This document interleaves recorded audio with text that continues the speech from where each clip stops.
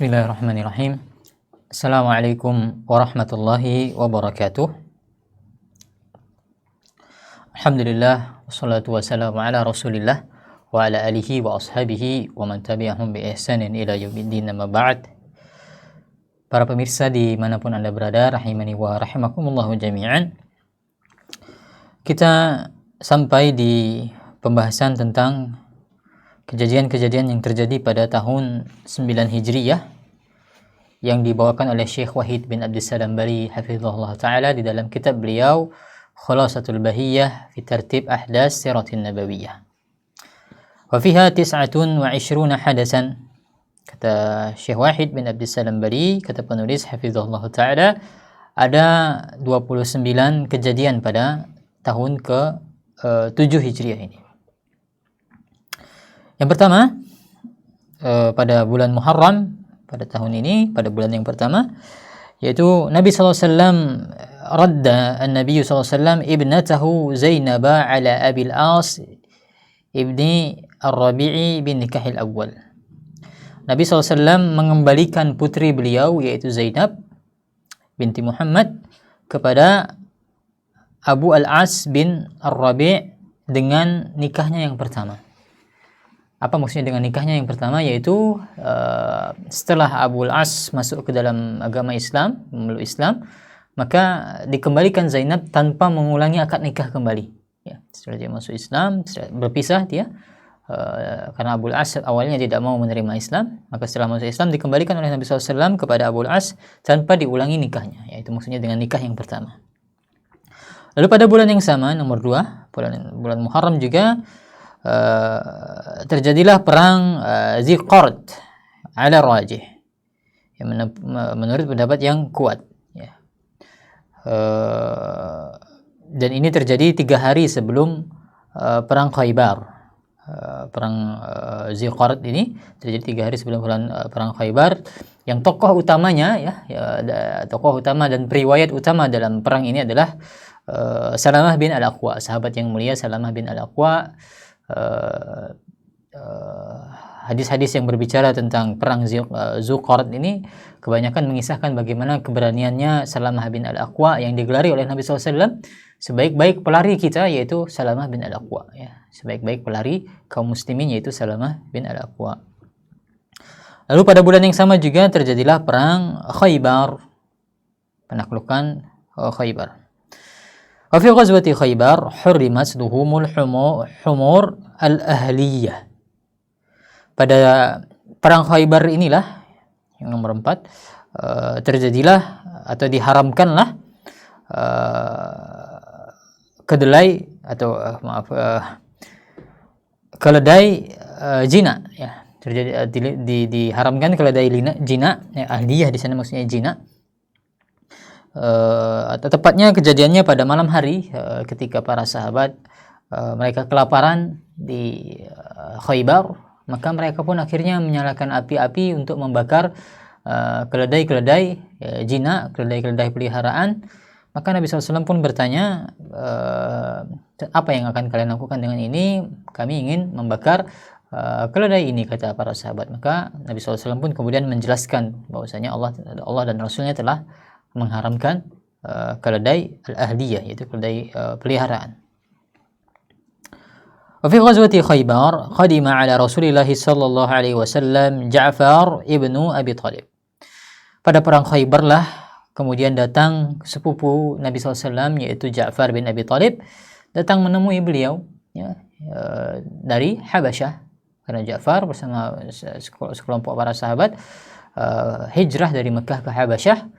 Lalu Nabi SAW hijrah ke Madinah, ya, barulah kemudian mereka menyusul ke Madinah, baru disusul pada tahun 7 Hijriah, ya. Baru disusul pada tahun 7 Hijriah. Wa man ma'ahu minal muhajirin al-Habasyah wa ma'ahum Abu Musa. Bersama Ja'far ini orang-orang yang hijrah ke negeri Habasyah ikut ke negeri ikut ke kota Madinah. Dan diriwayatkan bahwasanya mereka menggunakan 2 buah kapal yang diberikan oleh Raja Najasyi. Dan di antara mereka ini ada Abu Musa al-Asy'ari, ya. wa man ma'ahu minal asy'ariyyin, dan sekelompok orang dari kabilah al-Asy'ari. Maka orang-orang al-Asy'ari ini jumlahnya kurang lebih sekitar 50 orang. Maka mereka begitu mendengar Nabi SAW hijrah ke Madinah, maka mereka pun naik kapal dari Yaman. Naik kapal dari Yaman, menempuh jalur laut. Ternyata mereka terdampar di Habasyah. Ya, terdampar mereka di Habasyah. Di Habasyah ternyata mereka kemudian bertemu dengan Ja'far. Karena ketemu dengan Ja'far, akhirnya mereka secara bersama-sama menuju kota Madinah untuk menemui Nabi SAW. Ya, sehingga mereka datang bertemu dengan Nabi SAW pertama kali ketika perang Khaybar. Dan pada kejadian inilah pertama kali kaum muslimin itu bersalam-salaman ketika bertemu. Ya, diriwayatkan dalam sebagian riwayat bahwasanya budaya bersalam-salaman ini dibawa pada aslinya adalah budayanya Asy'ariyyin yang kemudian diadopsi dalam agama Islam. Ya, budayanya kabilahnya Abu Musa ini, kebiasaan mereka ketika mereka bertemu, mereka bersalam-salaman. Lalu yang nomor 6, pada perang Khaybar ini qadima Abu Hurairah ala Rasulullah SAW musliman. Abu Hurairah mendatangi Rasulullah SAW dalam keadaan beliau telah memeluk agama Islam. Pada tahun ini pula lah kemudian Nabi SAW menikahi Ummu Habibah radhiyallahu anha, yang nama asli Ummu Habibah adalah Ramlah binti Abi Sufyan. Ya. Dan dinikahi Ummu Habibah ini dalam posisi dia sedang di Habasyah. Ya, dinikahi dia dalam posisi di Habasyah. Pada perang Khaybar nomor 8, istafa Rasulullah SAW Safiyyah bint Huyay min as-sabyi fa'ataqaha wa tazawwajaha. Pada perang Khaybar inilah Nabi SAW kemudian memilih Safiyah binti Huyay dari kalangan para tawanan perang. Ya, dari kejadian perang Khaybar ini kaum muslimin banyak mendapatkan tawanan perang, maka Nabi SAW memilih Safiyah binti Huyay. Kemudian beliau memerdekakannya, akhirnya beliau menikahinya. Sehingga Safiyah binti Huyay adalah salah seorang ummahatul mukminin, salah seorang ibundanya orang-orang yang beriman. Dan Safiyah ini adalah dikisahkan salah seorang istri Nabi SAW yang berparas cantik. Dan ketika Nabi SAW pertama menikahi Safiyah, maka Nabi SAW pun melihat ada bekas lebam ya di wajah Safiyah. Maka Nabi SAW pun bertanya kepada Safiyah, wahai Safiyah, apa ini? Maka Safiyah pun menjelaskan bahwasanya dia tidak lama sebelum dinikahi oleh Nabi SAW, dia bermimpi bahwasanya di dalam mimpinya dia melihat rembulan itu hilang dari posisinya. Ya, rembulan hilang dan ternyata masuk ke rumah Safiyah dan hadir di pangkuan Safiyah. Ini mimpi Safiyah. Dan sebelum itu dia tidak pernah menyebut-nyebut tentang nama Rasulullah SAW. Lalu diceritakan mimpi itu kepada mantan suaminya, orang Yahudi, diceritakan kepada mantan suaminya. Maka ketika mendengar mimpi Safiyah tersebut, suaminya langsung paham, langsung menampar dan memukul Safiyah di wajahnya. Kata istrinya, kata mantan suaminya, engkau menginginkan pemimpin kota Madinah, yaitu menginginkan Muhammad Sallallahu Alaihi Wasallam. Ya. Sehingga dia langsung paham yang dimimpikan oleh Safiyah itu adalah Muhammad Sallallahu Alaihi Wasallam akan datang menemui Safiyah. Ternyata benar, ya, Allah pun menakdirkan Safiyah radhiyallahu anha untuk menjadi ummahatul mukminin. Kemudian yang ke-9, pada tahun yang sama, kanat sariyah Aban bin Ibn Sa'id Ibn al-As qibala Najd. Ya, Nabi SAW mengirimkan pasukannya Aban bin Sa'id bin As ke arah Najd. Pada tahun yang sama pula, nomor 10, ahdat Yahudiyah syatan masliyatan masmumatan ila Rasulillah sallallahu alaihi wasallam fa akhadha luqmatan fa akhbarathu asyatu bi annaha masmumah. Pada tahun inilah terjadi kejadian seorang perempuan Yahudi yang dia itu memberikan satu lengan kambing yang sudah diracuni, ya, daging kambing bagian lengannya yang sudah diracuni kepada Rasulullah SAW. Maka Nabi SAW pun sempat menggigit satu gigitan. Fa akhbarathu syad. daging itu kemudian dia mengabarkan kepada Nabi SAW bahwasanya dia telah diberikan racun. Ya. Maka ini terjadi pada tahun 7 Hijriah. Nah, kisah inilah yang dijadikan oleh sebagian ulama untuk menolak atau untuk membantah orang-orang yang menolak sifat kalam. Ya, sebagian orang menolak sifat kalam, bahwasanya Allah berbicara.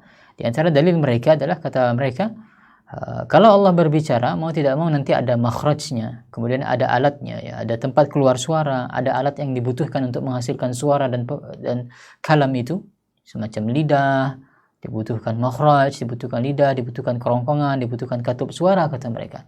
Maka membantahnya yang pertama adalah mereka telah menyerupakan Allah dengan makhluknya. Ya, ini yang pertama. Ya.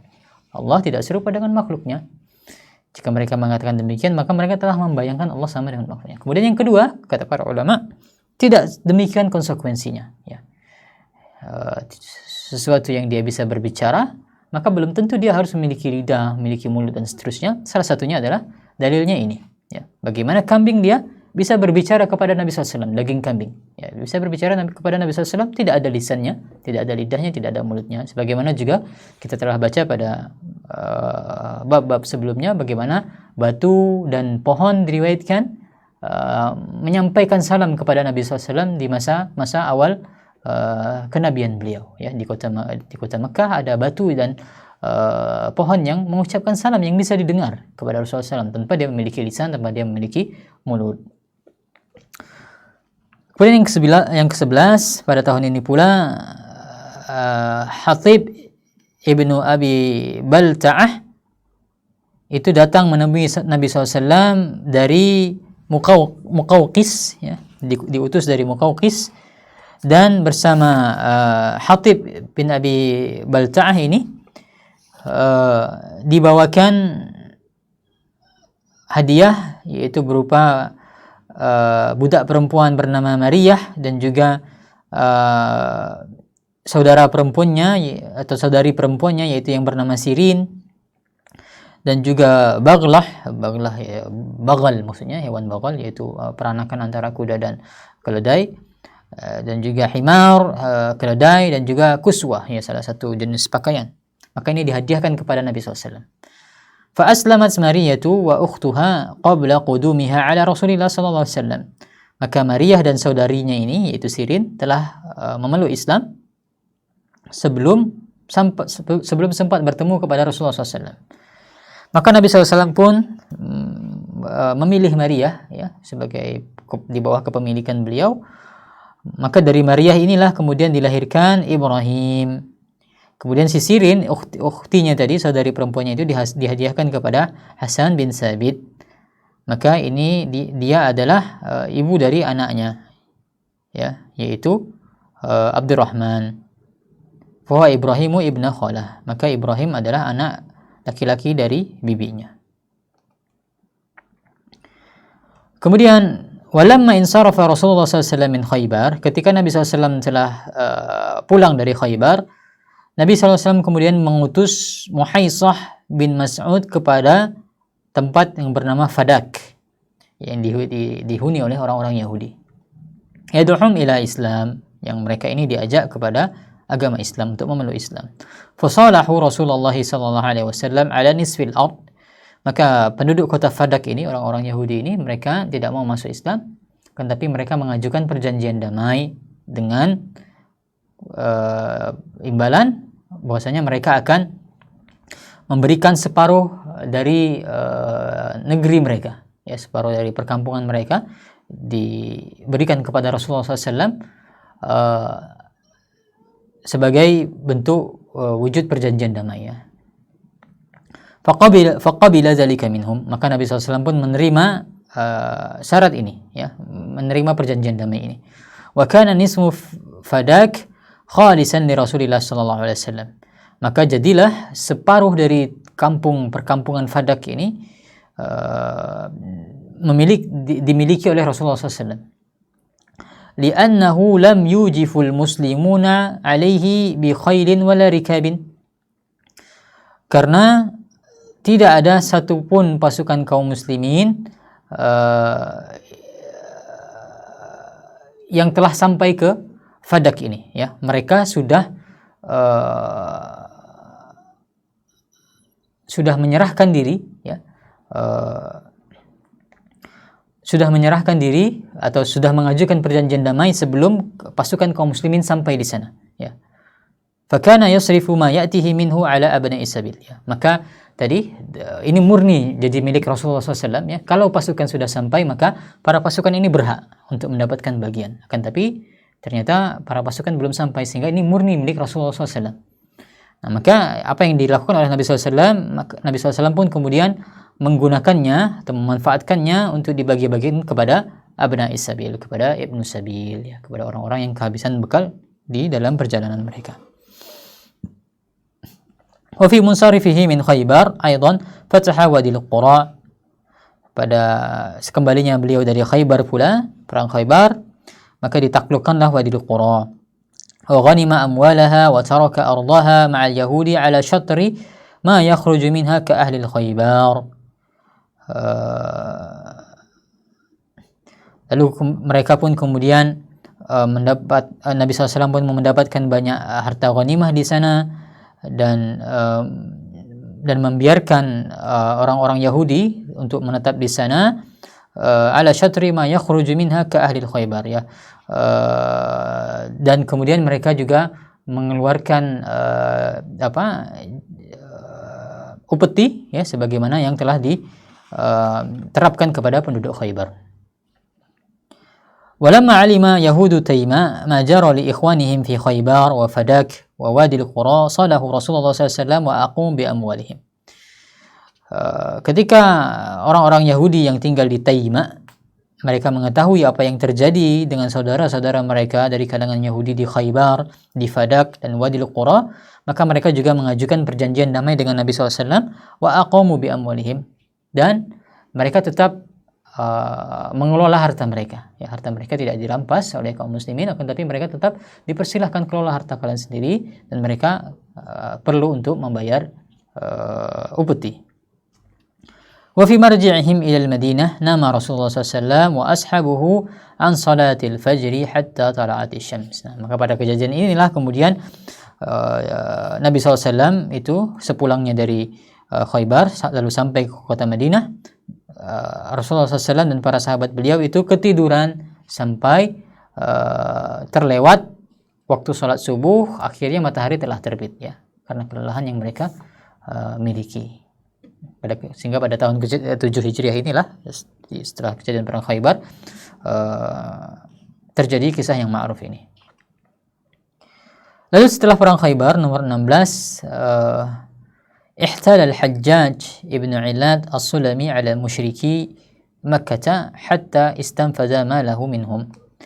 Ihtala yaitu menipu, ya, melakukan trik. Al-Hajjaj melakukan trik kepada orang-orang musyrik di kota Mekah sampai dia berhasil untuk merampas hartanya kembali dari mereka, yaitu Al-Hajjaj bin Ilad As-Sulami. Kemudian pada tahun ini pula, tahun 7 Hijriah, kanat ghazwatu Zatir Riqa' ala rajih. Pada tahun Hijriah terjadilah perang Zatur Riqa' menurut pendapat yang kuat. Kenapa dikatakan menurut pendapat yang kuat? Karena para ahli sejarah mereka berselisih pendapat kapan sebenarnya terjadi perang Zatur Riqa' ini. Sebagian mereka mengatakan tahun 4 Hijriah. Akan tetapi pendapat yang lebih kuat, kenapa terjadi di tahun Hijriah, 7 Hijriah, inilah pendapat yang lebih kuat dikarenakan pada perang ini Abu Musa al-Asy'ari dan juga Abu Hurairah telah mengikuti peperangan, sehingga sedangkan mereka baru menemui Rasulullah SAW pada tahun ini pula, ya. Sehingga inilah pendapat yang lebih kuat, perang Zatur Riqa' terjadi pada tahun 7 Hijriah. Dan kenapa disebut sebagai Zatur Riqa'? Karena para sahabat ketika itu tidak memiliki kendaraan yang banyak, sehingga mereka harus bergantian dalam menggunakan kendaraan, dan banyak yang berjalan kaki sehingga kaki mereka sampai pecah-pecah, sampai sobek-sobek. Akhirnya kaki mereka pun mereka perban, ya. Karena diperbannya kaki mereka inilah disebut sebagai Zatur Riqa'. Lalu pada perang Zatur Riqa' inilah diturunkan ayat tentang tayamum. Lalu sekembalinya mereka dari Zatul Riqa, Nabi SAW pun kemudian membeli unta dari Jabir bin Abdullah, summa a'tahu samanahu wa raddahu alaih. Lalu Nabi SAW pun memberikan uang sebagai pembelian terhadap unta ini, lalu dikembalikan oleh Jabir bin Abdullah. Pada bulan Safar tahun ini pula, tahun 7 Hijriah, dikirimlah pasukannya Ghalib bin Abdullah Al-Laisi kepada Bani Abd bin Sa'labah. Pada bulan Sya'ban tahun ini pula, dikirimkanlah pasukannya Abu Bakar As-Siddiq kepada Najd, ya, sehingga Abu Bakar As-Siddiq juga pernah memimpin pasukan perang. Pada bulan Sya'ban tahun ini dikirimlah pasukannya Umar bin Khattab kepada Turabah, ya, kepada tempat bernama Turabah. Umar bin Khattab juga pernah memimpin pasukan militer. Pada bulan Sya'ban juga tahun ini dikirimlah pasukannya Bashir bin Sa'ad, ayahnya dari sahabat yang mulia yaitu Nu'man bin Bashir. Bashir bin Sa'ad, bapaknya dari Nu'man bin Bashir Al-Ansari, kepada Bani Murrah bin Nahiyati Fadak, ya, di tempat tadi, ya, di pemukiman yang disebut sebagai Fadak tadi. Pada bulan Ramadan di tahun ini dikirimlah pasukannya Ghalib bin Abdullah Al-Laisi kepada Al-Mayfa'ah. Pada kejadian inilah, ya, pada pasukannya Ghalib bin Abdullah Al-Laisi inilah terjadi kejadian yang ma'ruf, yaitu ketika Usamah bin Zaid membunuh seorang laki-laki, padahal laki-laki yang dibunuh oleh Usamah ini dia telah mengucapkan 2 kalimat syahadat, ya, dia telah mengucapkan kedua kalimat syahadat, maka tetap dibunuh oleh Usamah karena Usamah menduga bahwasanya orang ini dia hanya ingin menyelamatkan diri, maka sudah terdesak baru dia mengucapkan 2 kalimat syahadat. Fa ankara alaihi Nabi sallallahu alaihi wasallam. Nabi sallallahu alaihi wasallam pun marah kepada Usamah atas apa yang telah dia lakukan. Pada bulan Syawal di tahun ini dikirimlah pasukan Bashir bin Sa'ad kepada negeri Yaman dan juga kepada Jabar.